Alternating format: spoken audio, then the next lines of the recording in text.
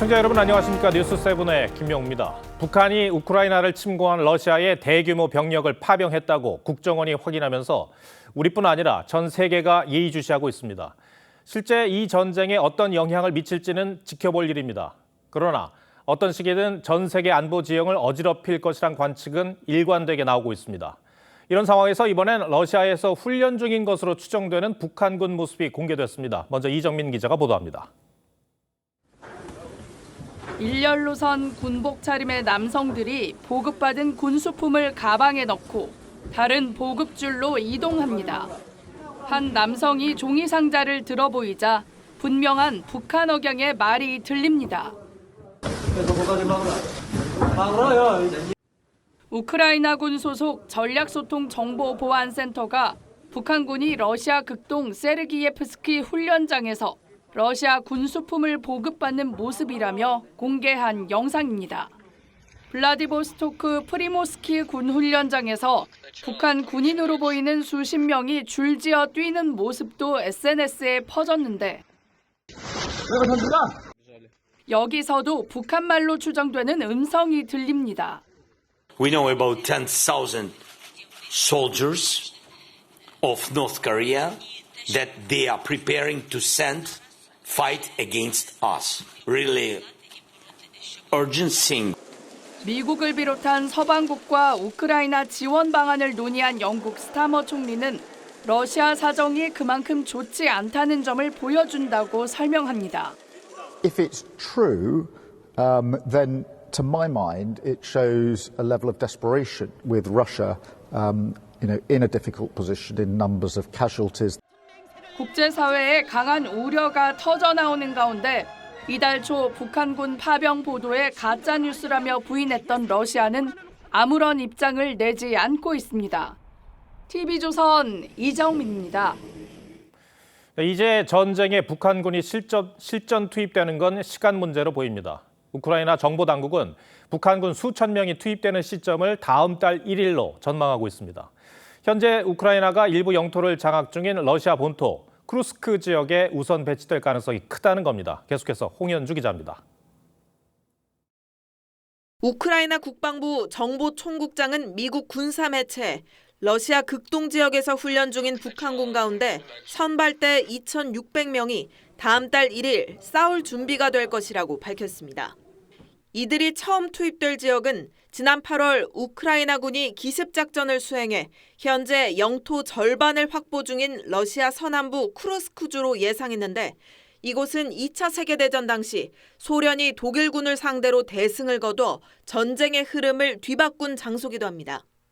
북한군이 실제 배치될 경우 우크라이나군 입장에선 부담될 수밖에 없는 최전선입니다. 미국 백악관도 북한군 파병 보도가 사실이라면 위험한 전개일 것이라며 극도로 우려한다는 입장을 냈습니다.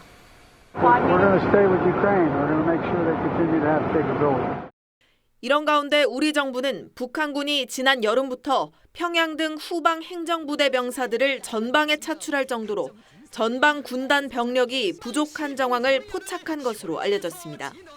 보직이동이 크게 있었다라는 거는 대규모의 병력이 어디론가 빠져나갔다라는 의미가 되는 거죠. 국경 요새화 작업에 투입된 인원이 늘어난 측면도 있지만 우크라이나 전장으로 정예병을 파병한 것이란 분석도 나옵니다. TV조선 홍현주입니다. 이런 상황에서 북한은 평양에서 발견된 무인기를 고리로 위협 수위를 높이고 있습니다. 북한 국방성이 직접 이 무인기 잔해 사진을 공개해 우리 군의 드론과 같은 기종이라는 주장을 하면서 책임을 묻겠다는 겁니다. 또다시 발견될 경우 보복 공격을 하겠다고 했습니다. 이채림 기자입니다. 북한은 지난 13일 평양에서 발견된 무인기 잔해를 국방성과 국가보위성 등 전문기관이 조사했다며 대한민국발 무인기란 게 과학적으로 확정됐다고 밝혔습니다. 특히 한국군 드론작전사령부 장비로 국군의 날 기념 행사 때 공개된 것과 동일한 기종이란 주장도 내놨습니다.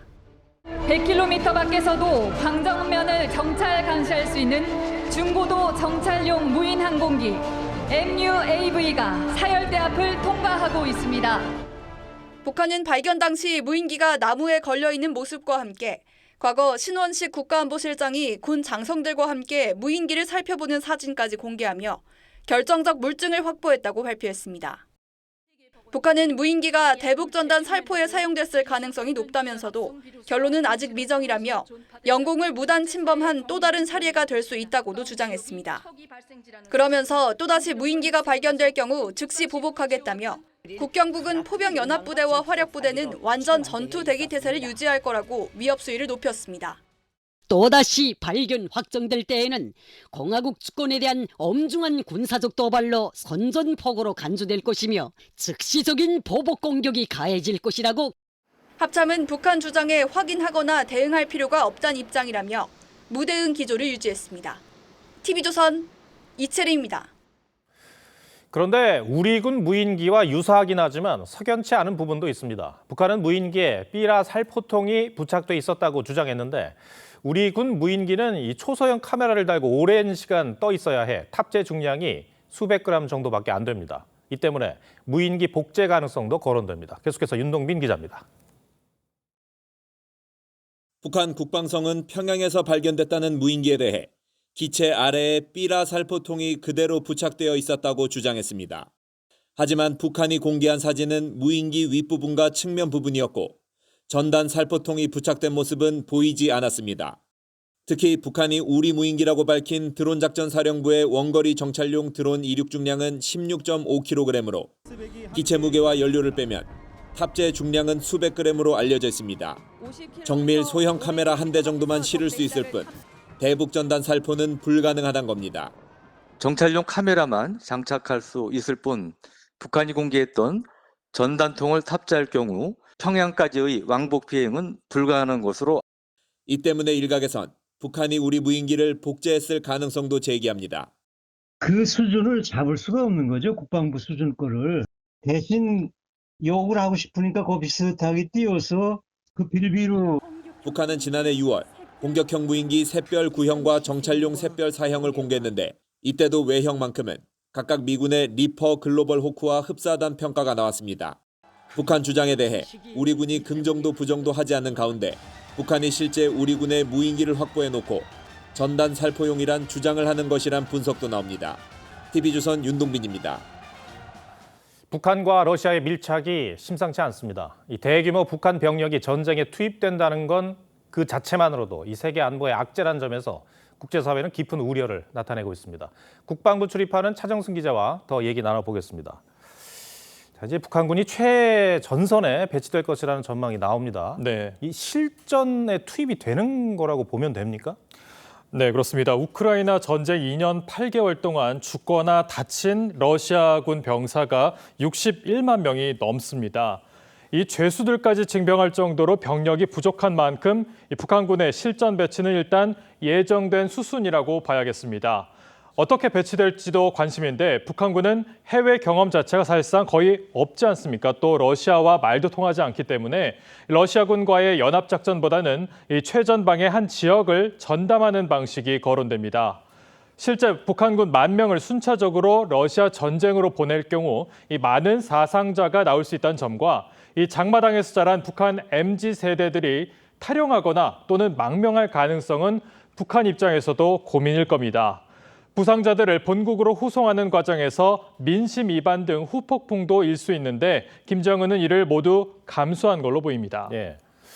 그렇기 때문에 김정은의 도박이라는 말까지 나오는 것이겠죠. 근데 그럴 정도로 북한이 얻는 게 많습니까? 네, 분석을 해보면 이 아무리 전쟁터라고 하지만은 이 개방성이 상대적으로 높은 타지에서의 경험, 앞으로 이 북한 사회에 상당한 영향을 미칠 수 있습니다. 그렇기 때문에 도박으로도 볼 수 있는 건데 그만큼 북한 입장에서는 러시아라는 뒷배가 간절하다는 뜻이기도 합니다.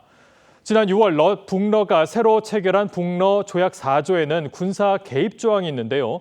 한쪽이 전쟁 상태에 처하면 이란 이 전제가 달려 있어서 이게 과연 이 실현이 될까 이런 의문도 나왔었는데 이번에 북한군이 실제 파병을 결정하면서 북러는 함께 피를 나눈 그러니까 동맹 이상의 혈맹으로 관계가 격상될 수 있다는 관측도 나옵니다. 북한 입장으로서는 경제적인 이익도 기대할 텐데요. 이 서방 제재를 받는 러시아의 숨통을 틔워준 게 남반구에 위치한 120여 개국 이 제3세계 개발 도상국들인데 이 러시아와의 밀착으로 북한이 이들 국가를 통해서 이 경제적 고립을 해소하는 계기를 마련할 수도 있겠습니다. 자, 이번 사태가 한반도 안보 지형에는 어떤 영향을 미칠까요? 네, 이 포탄 수출에 이어서요, 특수부대 파병까지 이루어졌으니 좀 역설적이지만 당장의 대남 위협은 낮아질 수 있습니다. 하지만 앞으로 상황은 달라집니다. 이 북한은 러시아로부터 재래식 무기 성능 개량을 포함해서 ICBM의 가장 어려운 기술인 대기권 재진입과 이 군사 정찰 위성 개발, 핵 추진 잠수함 제조 등을 전수받으려 할 거란 전망이 나옵니다.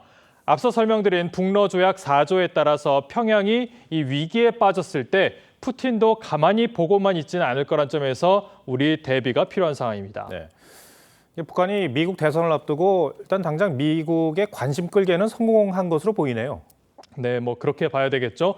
이 북한은 이 미 대선에 영향을 주기 위해서 선거 전후로 7차 핵실험을 단행할 거란 이 전망이 많았습니다. 이 전문가들은 북한군 파병이 대선 판도를 흔들 정도의 영향은 아니겠지만 적어도 미국의 정책적 우선순위는 전보다 높아졌다는 데 대체로 의견을 함께했습니다. 나토는 당장은 신중한 입장이지만 북한군 투입으로 전장의 상황이 바뀔 경우 이 나토군의 우크라이나 파병론이 다시 제기될 수 있다는 관측도 나옵니다. 네. 북한이나 러시아나 모두 절박하다는 걸 보여주는 것 같기도 합니다. 알겠습니다. 차정선 기자, 잘 들었습니다.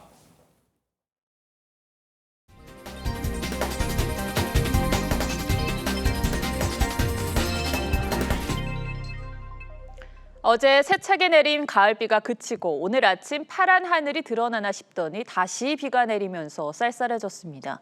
내일은 아침 기온이 한 자릿수로 뚝 떨어진다고 합니다.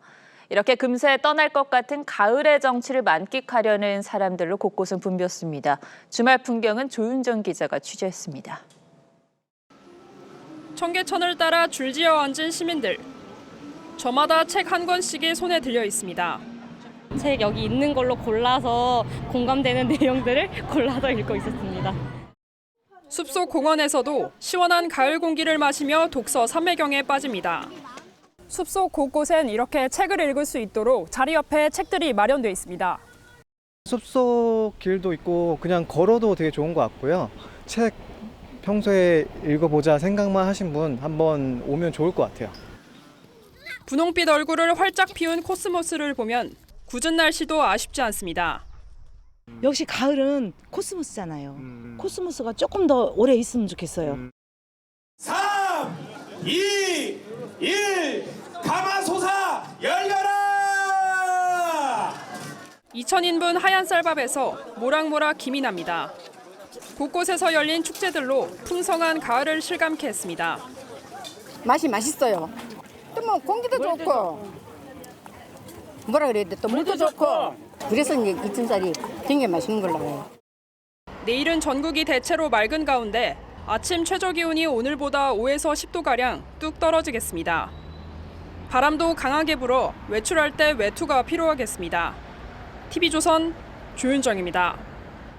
경기도의 한 아파트에서 90대 노모와 60대 아들이 숨진 채 발견됐습니다. 노모는 최근 열흘 동안 음식을 먹지 못했고 두 사람은 모두 지병을 앓고 있었다고 합니다. 강석 기자입니다. 경기도 담양주의 한 아파트입니다.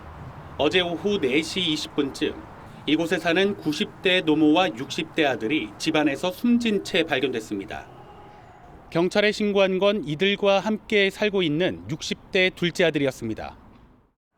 숨진 두 사람은 모두 당뇨 등 지병이 있었고 외출 등 외부 활동은 거의 하지 않은 것으로 알려졌습니다. 처음에 이렇게 지나가는 거 가끔씩 본 적 있어. 혼자 걸으시니까 가끔씩 있어. 경찰은 유족으로부터 노모가 열흘 전부터 식사를 제대로 하지 못했고 숨진 넷째 아들은 방에서 거의 나오지 않았다는 진술을 확보했습니다. 현재까지 범죄 혐의점은 확인되지 않았습니다. 부검을 해야 되고요. 지금 다른 외적인 상황으로 봐서는 의심점은 없어서. 고속도로 화단에 승용차 한 대가 옆으로 누워 있고 소방대원들이 운전자를 구조합니다. 오늘 새벽 5시쯤 문경시 중부고속도로에서 40대 남성이 몰던 승용차가 중앙 분리대를 들이받았습니다. 이 사고로 운전자가 얼굴 등을 크게 다쳐 병원으로 옮겨졌습니다.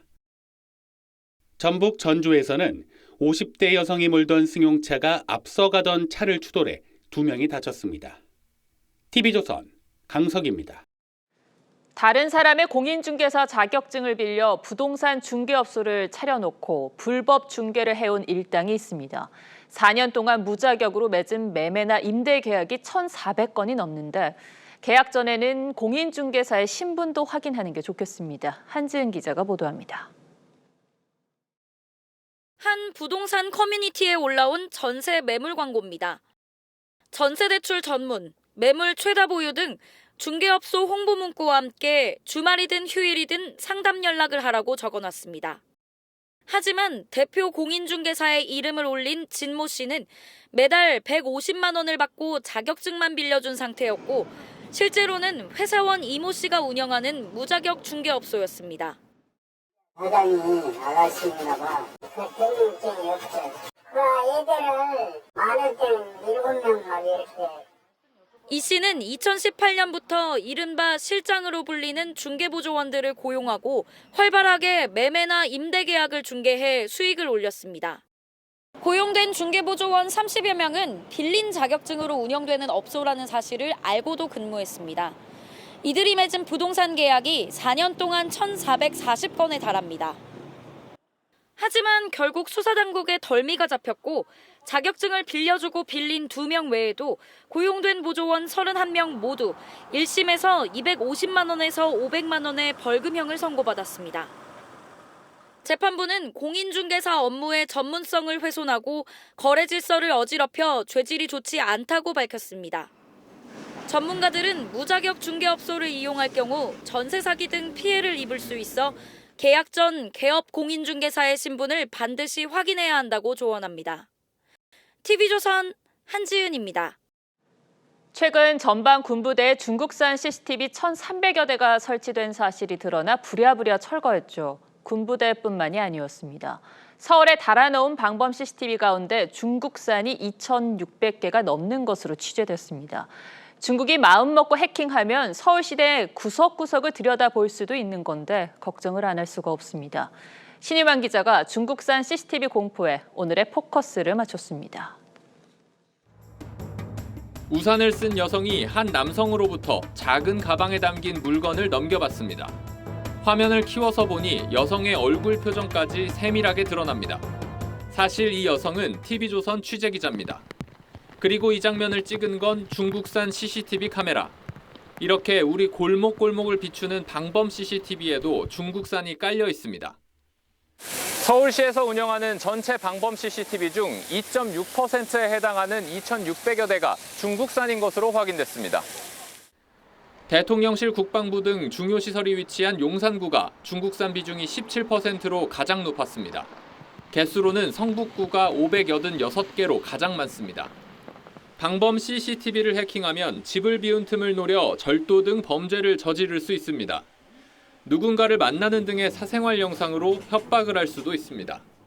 최근 중국 음란 사이트에는 한국의 필라테스장, 산부인과 분만실 등 일상적으로 신체가 노출되는 공간에서 촬영된 사생활 영상들이 광범위하게 유통되고 있습니다. 전방 군부대에 중국산 CCTV 1,300여 대가 설치된 것으로 드러나 국방부가 부랴부랴 철거했는데 아직도 곳곳에 남은 중국산 CCTV들이 우리 일상을 훤히 들여다보고 있습니다. 원격으로 접속할 수 있고 악용될 수 있는 소지가 있기 때문에 인증 절차를 강화하고 국산 사용하는 그런 자세가 필요합니다. 미국은 2년 전 안보 위협을 이유로 중국산 영상보안 장비의 수입을 차단했습니다. 하지만 우리나라는 지난해부터 CCTV와 인터넷 카메라 등에 대한 인증 제도를 시행했을 뿐입니다. 이미 설치된 중국산 CCTV들에 대한 실태 조사도 대응책도 미비한 상황입니다. 해킹 위협과 시민들의 정보가 유출되는 일이 없도록 지자체 또한 중국산 CCTV 교체 등 보안 강화 조치에 적극 나서야 합니다. 정부 차원의 적극적인 대응이 필요한 때입니다. TV조선 신유만입니다.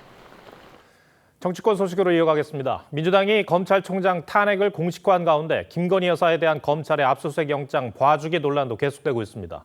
탄핵 명분 쌓기란 해석도 나옵니다. 여당의 반박 내용까지 정민진 기자가 전해드립니다. 지난 17일 서울중앙지검은 김건희 여사를 불기소하면서 도이치 주가 조작 사건과 관련해 김 여사에 대해 압수수색 영장을 청구했지만 기각됐다는 취지로 설명했습니다. 이후 영장 청구 사실이 없었다고 정정하면서 야당은 대국민 사기극이라고 공세를 펼쳤습니다. 안 해놓고 압수수색했다고 어제 발표했다면 이거는 허위 사실이고 그리고 대국민 사기극이고 압수수색 안 한 거 아니에요? 거짓 브리핑 한 적은 없습니다. 그 커뮤니케이션상 약간 오해가 있었던 걸로. 이에 여당은 문재인 정부 당시 김 여사 사무실을 포함해 39차례에 걸쳐 영장을 청구했단 검찰 제출 자료를 공개하며 봐주기 수사는 없었다고 일축했습니다. 김건희 여사와의 연관성 조금이라도 다 찾기 위해 가지고 참고인들까지 상당수가 지금 주거지 압수수색을 받았다는 이야기고요. 그러면서 민주당 이성윤 의원에게 서울중앙지검장 재직 당시 왜 영장을 추가로 청구하지 않았냐고 따졌습니다.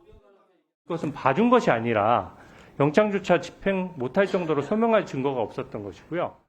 윤석열 총장이 옆에 서슬퍼렇게 보고 있는데 제대로 수사할 수 있는 검사 없습니다.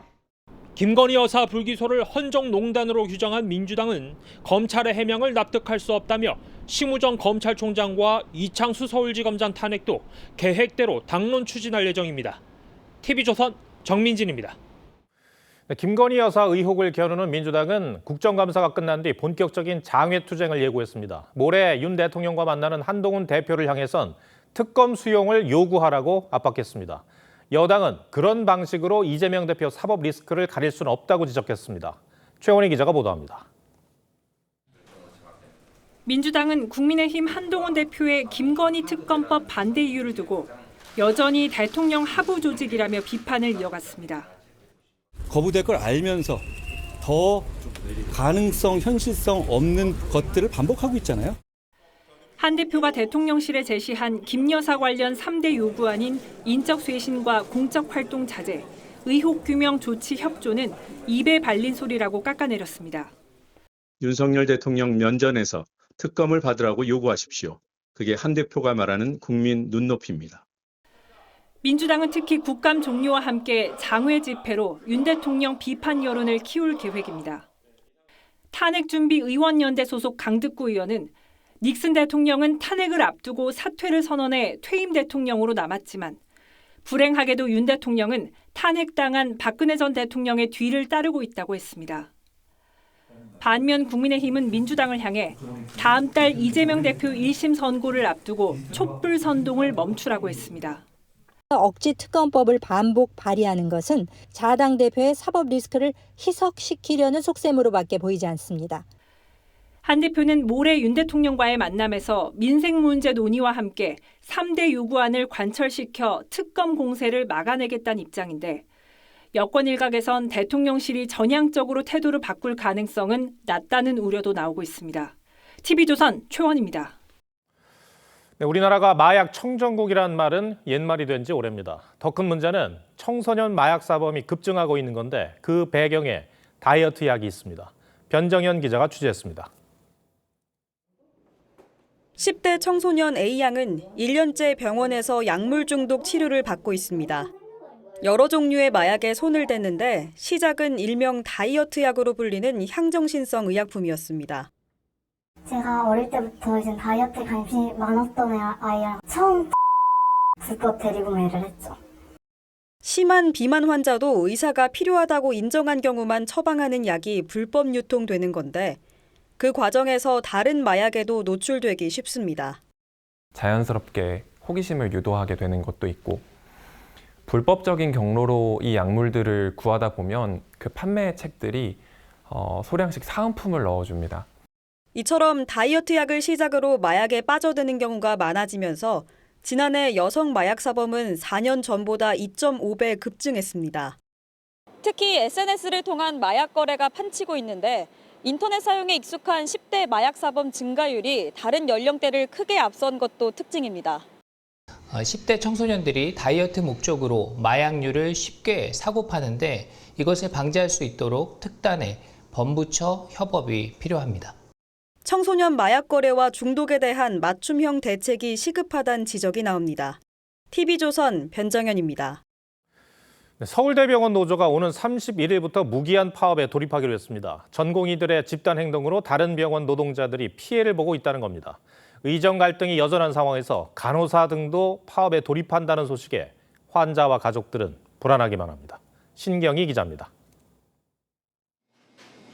서울대병원 직원식당 앞.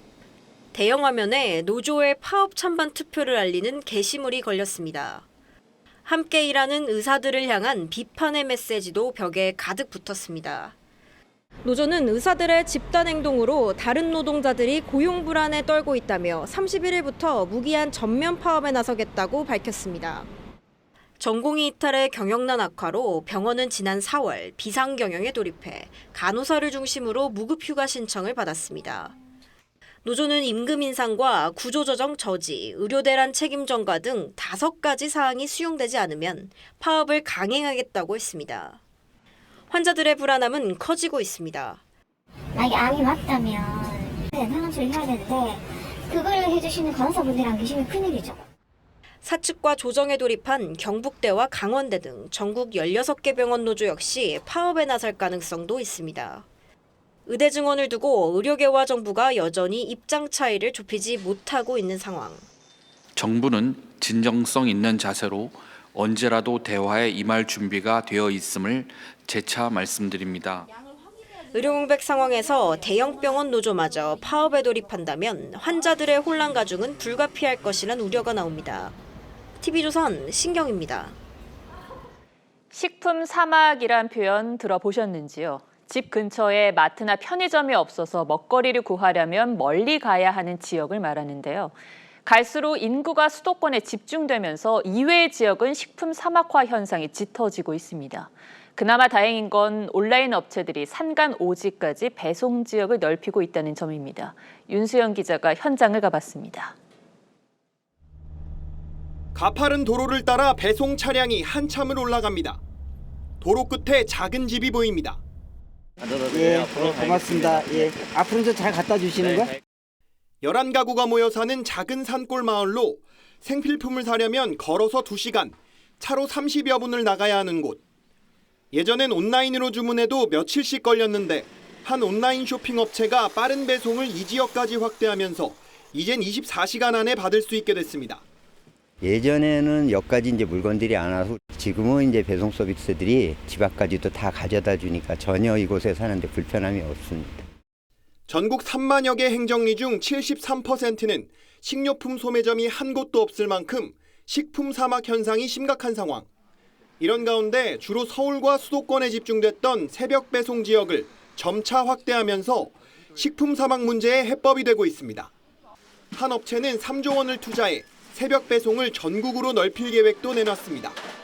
도농복합 지역에 계신 분들도 동일한 서비스를 받을 수 있다는 점에서 뜻깊게 생각하고요. 두 번째로는 지역 경제의 고용 창출이라든지 활성화에 연결될 수가 있기 때문에 산간오지 물류 문제를 해결할 또 다른 대안으로 꼽히는 드론 배송도 32개 섬 지역에서 시범 운영에 들어가는 등 속도를 올리고 있습니다. TV조선 윤수영입니다. 한국은 도심에서도 산을 만날 수 있는 산악지형이라 등산이 오래된 야외 활동 중 하나인데요. 요즘 외국인 관광객 사이에서는 한국에서 등산을 하는 게 인기라고 합니다. 덩달아 아웃도어 매장에 외국인 손님도 몰리고 있습니다. 주재훈 기자입니다. 서울 북악산 등산로. 등산객들이 밝은 표정으로 3355 산행에 오릅니다. 그 사이로 외국인 등산객들도 어렵지 않게 찾아볼 수 있습니다. It's very colorful, yes, and very beautiful. 세탁비만 받고 등산화와 등산복을 빌려주는 등산 관광센터도 외국인들로 북적입니다. 등산할 때 도시도 볼 수 있고 자연도 볼 수 있고 그리고 믹스는 아주 좋은 것 같아요. 한 조사에서 외국인 관광객 80% 이상이 등산을 할 의향이 있다고 답할 만큼 다른 어디서도 경험하기 힘든 도심 속 산행은 한국 여행에서 필수 코스로 떠올랐습니다. 외국 그 큰 도시들은 주변에 산이 잘 없습니다. 북한산이나 북악산 등 이 도심에 있는 산에 근접하기가 편하기 때문에 아웃도어 제품에 대한 관심도 덩달아 높아졌습니다. K등산 인기에 올해 들어 백화점 아웃도어 매장의 외국인 매출은 지난해보다 120%가량 급증했습니다. 추운 날씨로 인해 보온성도 높고 일상복으로도 활용이 가능한 경량 패딩이나 바람막이 제품을 가장 많이 찾고 있습니다. 서울시는 외국 등산객을 위한 프로그램과 시설을 늘려 K등산의 매력을 더 널리 알린다는 계획입니다. TV조선 주재용입니다. 한국은행이 3년 2개월 만에 기준금리를 내리면서 이제 고금리의 긴 터널이 끝나간다고 안도하는 분들이 많을 텐데요.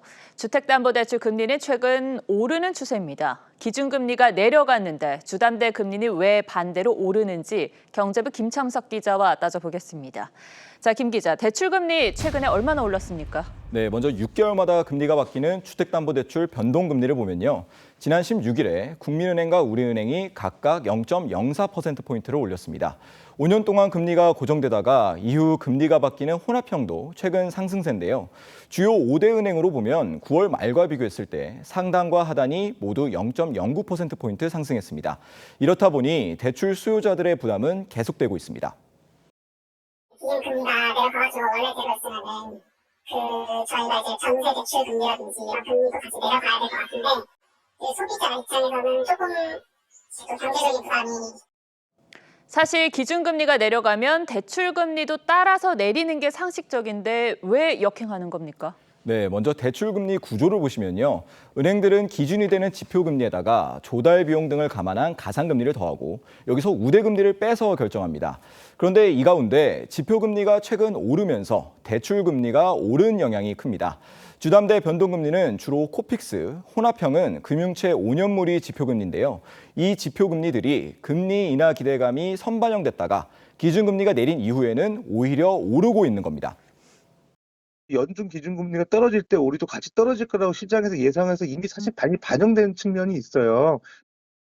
네, 이미 반영됐다라. 그럼 앞으로 대출금리가 눈에 띄게 떨어지기는 쉽지 않다는 얘기입니까? 네, 전문가들이나 시장에선 그렇게 보고 있습니다. 우선 미국에서는 고용지표가 여전히 탄탄한 데다 한국은행도 연내에 추가로 금리를 내릴 확률이 적은 상황입니다. 여기다 은행들도 가계부채 관리에 들어간 정부 기조에 맞춰서 가상금리를 조정하고 있습니다. 지표금리가 눈에 띄게 떨어지더라도 집값 자극 등을 막기 위해선 은행들이 가상금리를 높일 가능성이 있는 겁니다. 이창용 한은 총재도 코로나 때 같은 저금리 시대가 오지 않을 것이라고 경고했습니다.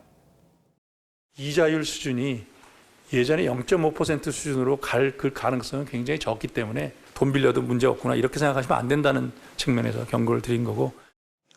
자, 그렇다면 직장인들이 많이 이용하고 있는 신용대출 금리는 어떻습니까? 네, 신용대출은 하락 추세입니다. 5대 은행의 금리 상단을 보면요. 지표금리인 금융채 6개월물이 떨어지면서 2달 전보다 0.14%포인트 내렸습니다. 그렇다면 주담대 금리만 지금 역주행하고 있는 상황인데 서민들의 이자 부담을 덜어줄 정책을 좀 고민해 줬으면 합니다. 네, 김 기자 잘 들었습니다.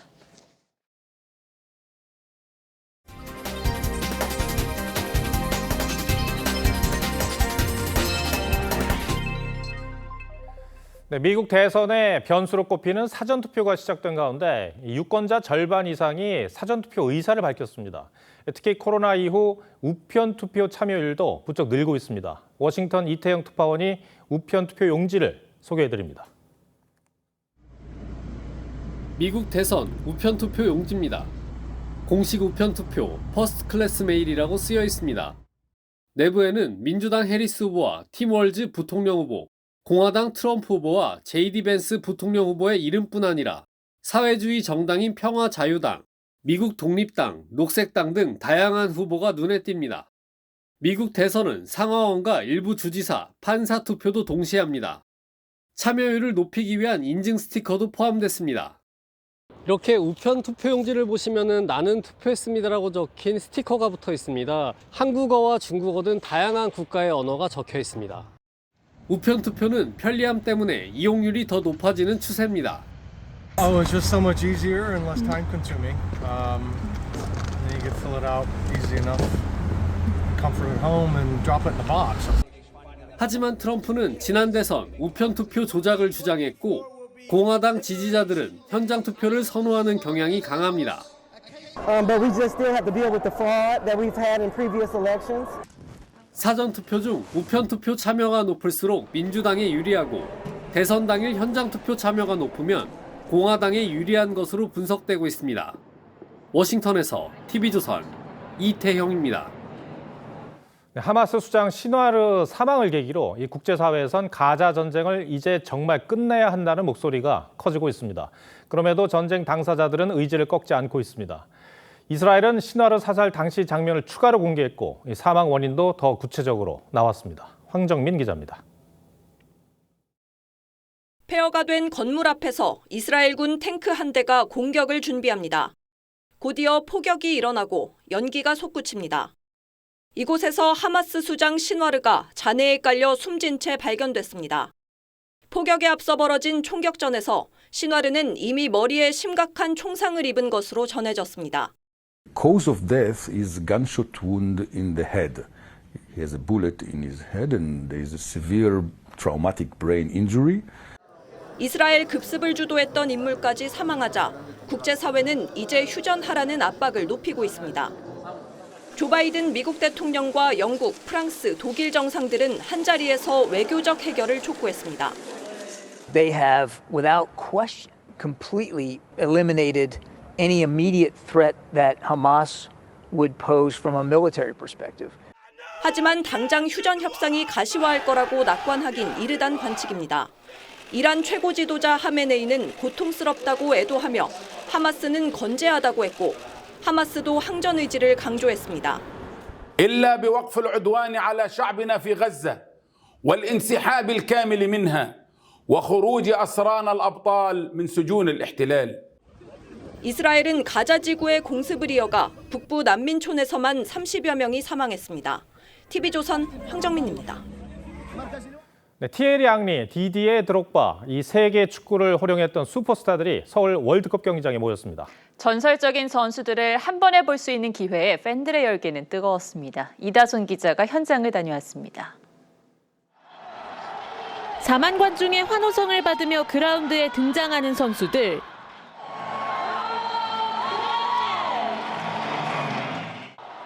호명되는 이름들이 대단합니다. 티에리 앙리와 디디에 드록바, 루이스 피구, 카카 등 2000년대를 주름잡았던 세계적인 슈퍼스타들이 서울 월드컵 경기장에 모였습니다. 창과 방패의 맞대결, 공격수 팀과 수비수 팀이 대결하는 이색 경기를 앞두고 있는데 유쾌한 입담으로 이기고 싶은 마음을 드러냅니다. Berba, he didn't run when we was playing. He's older now. Hopefully he's running less again, so it'll be much easier. 팬들의 뜨거운 환호를 받고 어제 한국에 도착한 선수들은 유튜브 촬영 등 즐거운 시간을 보내며 추억을 만들고 있습니다. Competitiveness is still in us, but I think for me the most important thing is for everyone to enjoy and sing us. 우상 같은 선수들을 만날 생각에 팬들은 설렘이 가득합니다. 함부로 만날 수 없는 선수들이 많이 오시다 보니까 되게 설레는 마음으로 왔어요. 제대로 분위기가 예열된 서울 월드컵 경기장에선 내일은 6만 명 넘는 축구 팬들이 이색 대결을 즐길 예정입니다. TV조선 이다솜입니다. 네, 프로야구 삼성 라이온즈가 시리즈 전적 3승 1패로 LG를 누르고 한국 시리즈에 진출했습니다. 20년 프로 생활 동안 한 번도 한국 시리즈에 나서지 못했던 삼성의 포수 강민호 선수가 결승 홈런을 쳐냈습니다. 김광 기자입니다. 양팀 외국인 투수들은 투구수 100개를 넘기며 무실점으로 상대 타선을 틀어막았습니다. 불펜 싸움으로 이어진 양팀의 영의 균형이 8회 초 삼성 공격에서 깨졌습니다. 20년 프로 생활 동안 한 번도 한국 시리즈에 출전하지 못했던 삼성의 포수 강민호가 천금 같은 자월 솔로 결승 홈런을 쳐냈습니다. LG 두 번째 투수 손주영의 직구를 비거리 129m의 대형 홈런으로 연결시켰습니다. 9회 말 마무리 김재윤의 깔끔한 3자 범퇴까지 삼성이 플레이오프 전적 3승 1패로 9년 만에 대망의 한국 시리즈 진출을 달성했습니다. 저희 선수들 오늘 잠깐만 기뻐하고 또다시 한국 시리즈 올라가는데 가서 한번 팬들한테 즐거운 야구 보일 수 있도록 잘 하겠습니다. 삼성의 한국 시리즈 상대는 정규 시즌 1위 팀 기아 타이거즈입니다. 삼성과 전신 해태를 포함한 기아의 한국 시리즈 맞대결은 1993년 이후 무려 31년 만입니다. 한국 시리즈 1차전은 오는 21일 광주 챔피언스 필드에서 열립니다. TV조선 김관입니다.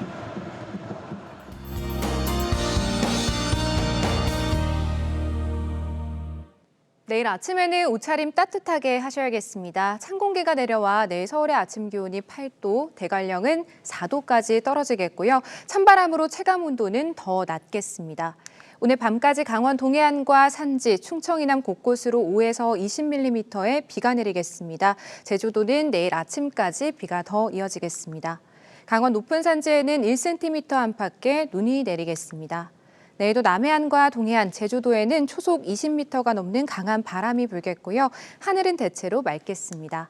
내일 아침 오늘보다 10도 이상 기온이 낮아지는 곳도 있겠고요. 낮에는 대부분 지역이 20도를 밑돌겠습니다. 특히나 남부지방은 날씨가 급변하겠습니다. 내일도 물결은 최대 5에서 6m까지 거세게 일겠습니다. 월요일 오후부터 남부지방과 제주도에 비가 내리겠고 화요일에는 전국에 비 소식이 있습니다. 날씨였습니다. 명태균 씨 폭로로 촉발된 공천 개입 의혹, 문 전 대통령 딸의 음주운전, 도둑이 된 경찰.